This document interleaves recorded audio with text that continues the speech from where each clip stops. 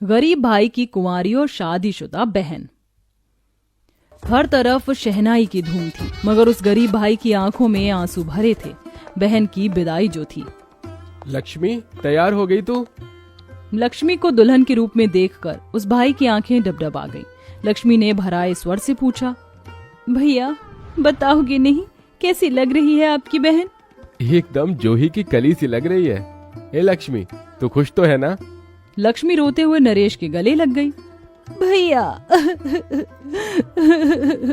इतने में कादम्बरी देवी अपने बेटे की बारात लेके आती है। नरेश एक पुराने से कपड़े में हाथ जोड़कर सर झुकाए लड़के वालों के स्वागत में खड़ा था। ये सब कुछ दुल्हन बनी मंडप में बैठी लक्ष्मी और आशा दोनों देख रही थीं। माँ जी, ये दहेज के 3 लाख रुपए। 3 लाख रुपए देखकर लालच के मारे दहेज लोभी कादम्बरी के मुंह से लार टपक आई। लाओ लाओ लाओ, बाकी का दहेज का सामान कहाँ है? राज तो तुम्हारी बहन को ही करना है। दहेज का सामान गाड़ी में लदवा दिया है। नरेश की माँ का निधन आशा को जन्म देने के वक्त हो गया। पिता का साया तो पहले ही उठ चुका था। ऐसे में जाते हुए नरेश की माँ उसे दोनों बहनों का कन्यादान करने का वादा लेके गई थी, जिसमें नरेश का बचपन कहीं खो गया और उसने दोनों बहनों के प्रति अपनी जिंदगी न्यौछावर कर दी और रेड़ी पटरी खींच खींच कर पाई पाई जोड़कर आज एक बहन की शादी कर दी। पर बहन की विदाई के वक्त अपने आंसू को रोक न सका।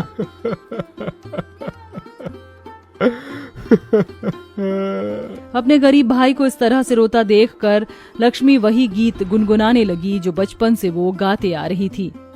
भैया तेरे अंगना की मैं हूँ वो चिड़िया रे, रात भर बसेरा है, सुबह उड़ जाना है। बाबुल का ये घर बहना कुछ दिन का ठिकाना है। बाबुल का ये घर बहना कुछ दिन का ठिकाना है। लक्ष्मी विदा होकर ससुराल चली आई और अपने गरीब आंगन में बैठा नरेश कहता है, माँ देख, माँ तेरे नरेश ने अपनी एक जिम्मेदारी को निभा दिया। माँ बहुत अच्छे घर द्वार में गई है लक्ष्मी, वहाँ वो बहुत सुखी रहेगी। उसके ससुराल वाले उसे बहुत खुश रखेंगे। पर असल में सीधे साधे गरीब नरेश को कहाँ पता था कि वो दहेज के लोभियों के हाथों लूटा गया था। जहाँ ससुराल पहुँचते कादम्बरी दहेज के सामान में कमी निकालने लगी। राम राम राम, जाने किन्हीं भिखारियों से रिश्ता जोड़ लिया मैंने, दहेज के नाम पर ठग लिया। अरे माँ, कहाँ शादी कर दी मेरी? 4 बर्तन देकर अपनी गरीब बहन को हमारे माथे चढ़ दिया है उस निकम्मे नरेश ने। अपने भाई के लिए ससुराल वालों की ऐसे तानों भरी बातें लक्ष्मी से सुनी नहीं गई। उसकी आंखों से झरझर आंसू गिरने लगे। जी ऐसा मत कहिए, मेरी शादी के लिए भैया ने बहुत किया है। आप लोगों ने जो जो मांगा था मेरे गरीब भाई ने सब दिया तो है, दहेज की रकम से लेकर घर का सामान तक। लक्ष्मी को जवाब देता देख सुधीर उसके बाल पकड़ लेता है। साली कामिनी बड़ी सगी बनती है, नहीं सुना जाता तो अपने भाई के घर चली जा। सुधीर ने लक्ष्मी के बाल झटक दिए, वो जमीन पर गिर गई। दिन बीतने लगे। एक रोज आशा हाथ में रिपोर्ट कार्ड लिए घर आई। भैया भैया भैया, आज मैं बहुत खुश हूँ, मैंने फर्स्ट क्लास से 12वीं पास की है। ये सुनकर गरीब नरेश की आंखें नम हो गईं। ये क्या भैया, आप रो रहे हैं? अरे पगली, ये तो खुशी के आंसू हैं। अब सोचता हूँ तेरे भी हाथ पीले कर दूं। लेकिन भैया मैं अभी आगे कॉलेज पढ़ना चाहती हूँ। बस इतनी सी बात? तू पढ़, क्योंकि जितना पद बढ़ेगा उतना ही तेरे गरीब भाई का पद बढ़ेगा। लेकिन भैया अभी तो दीदी की शादी का कर्ज नहीं चुका। देख बहन, मैं दिन रात भी मेहनत करूंगा, तू बस पढ़। बेचारे गरीब नरेश का बाल बाल लक्ष्मी की शादी के कर्ज में पहले ही डूबा हुआ था, मगर वो आशा की पढ़ाई करवाता है और दिन रात मेहनत करता है। जहां दिन भर वह तपती धूप में रिक्शा चलाता तो शाम को अनाज की बोरी उतारता और कोयले की खान में भी खटता है। 50, 100, 150, 200, 250। ये ले नरेश बेटा, आज तूने पूरे 25 बोरियां उठाई हैं अनाज की। ये तेरे 250 रुपए।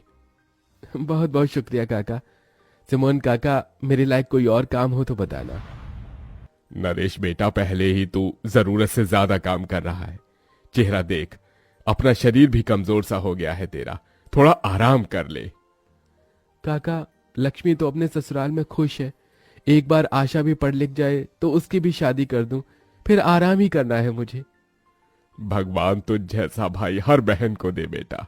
तेरे बचपन से देखता आ रहा हूं, तुझे बहुत कष्ट उठाने पड़े हैं। तूने अपनी दोनों बहनों के लिए बहुत कुछ किया है बेटा। पैसे लेके नरेश घर आ जाता है। वहीं कॉलेज जाते हुए नकुल और अमित नाम के दो लड़के बाइक पर सवार आशा को छेड़ने लगते हैं। आजा मेरी गाड़ी में बैठ जा, आजा मेरी गाड़ी में बैठ जा। अरे ओ मेरी बेबी डॉल, क्यों अपने दूध जैसे गोरे बदन को धूप में जला रही हो? आओ, हम भी कॉलेज ही जा रहे हैं, तुम्हें भी छोड़ देंगे। आशा रोते हुए जल्दी जल्दी भागने लगती है। तभी रिक्शा लेकर आते हुए नरेश उन्हें देख लेता है और बौखलाकर उन्हें मारने लगता है। मेरी बहन को छेड़ेगा? हिम्मत कैसे हुई तेरी? तभी हेमलता वहां आ जाती है। हे राम, कितनी बुरी तरह मारा मेरे बेटे को। मैं कहती हूँ छोड़ मेरे बेटे को। अरे इस तरह से जवान बहन को खुले में छोड़ता ही क्यों है? कैसा भाई है तू? इसकी उम्र की लड़की ससुराल चली गई और तू अपनी कुंवारी बहन को कॉलेज पढ़ा रहा है। अरे क्या ये कलेक्टर बन जाएगी? हाँ, देख लिया, एक दिन कुंवारी बहन तुझे कहीं का नहीं छोड़ेगी। अरे मुंह काला कर देगी तेरा। हेमलता की कही गई बातें उस गरीब भाई के मन में छुरे की तरह चल जाती हैं। भैया चलिए यहाँ से। फिर जैसे ही नरेश आशा को लेकर घर आता है तो वहां उसकी शादीशुदा बहन लक्ष्मी बुरे भेष में दरवाजे पर बैठी होती है। उसके बाल नोचे हुए होते हैं और शरीर पर गहरे घाव लगे होते हैं। अपनी बहन को इस हालत में देखकर नरेश का दिल निकल आता है। लक्ष्मी, मेरी बहन, तो इस हाल में किसने किया ये?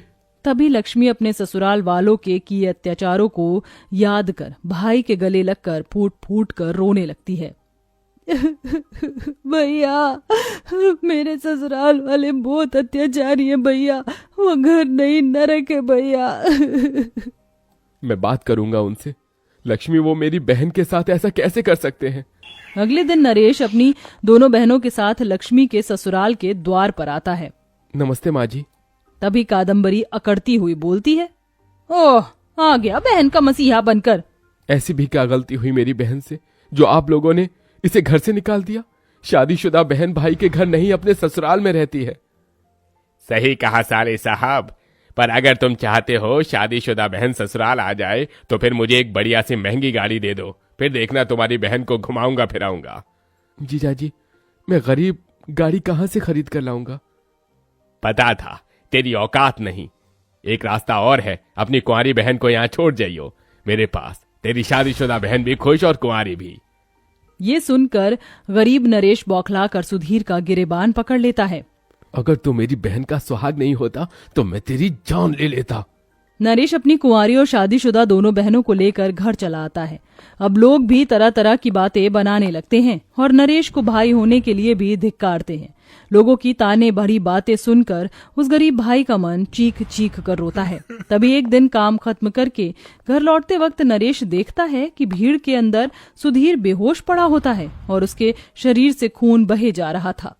ये तो सुधीर है, मुझे इसे अस्पताल लेकर जाना होगा। थोड़ी देर में कादम्बरी और नरेश की दोनों बहन भी अस्पताल आ जाती हैं। सुधीर की जान बच जाती है।